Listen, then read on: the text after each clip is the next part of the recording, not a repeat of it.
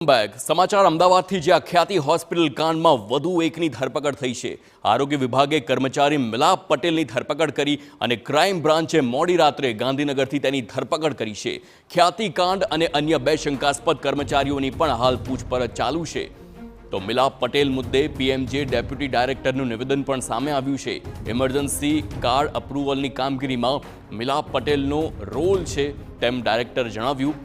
મિલાપ 2017થી આરોગ્ય વિભાગમાં ડેટા ઓપરેટરનું તે કામ કરતો હતો અને છેલ્લા 1 વર્ષથી ગાંધીનગરમાં તે ફરજ બજાવતો હતો। મિલાપ પટેલની ડીપીસી તરીકે ભરતી કરવામાં આવી હતી તેમ પણ જણાવ્યું છે।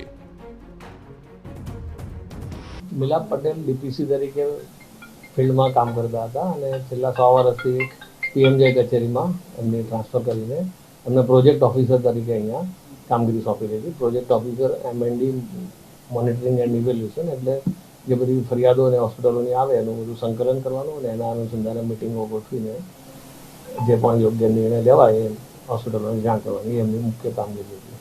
અધિકારી દ્વારા પણ જે જરૂરી લાગ્યું છે પગલાં અગાઉ પણ લીધેલા છે અને આવી રીતનું કોઈ ઇન્વોલ્વમેન્ટ કચેરીના કોઈ કર્મચારીનું નીકળે તો બીજા કોઈ કર્મચારીઓને પણ આવી રીતે ક્યાંય ઇન્વોલ્વમેન્ટ નથી। અમે અમારી રીતે ખાસ તપાસ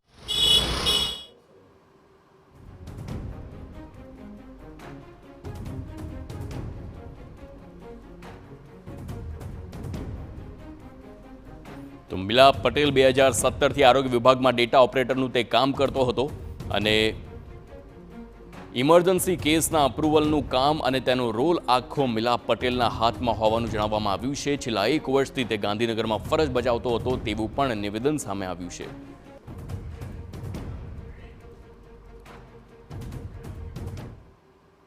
તો હવેના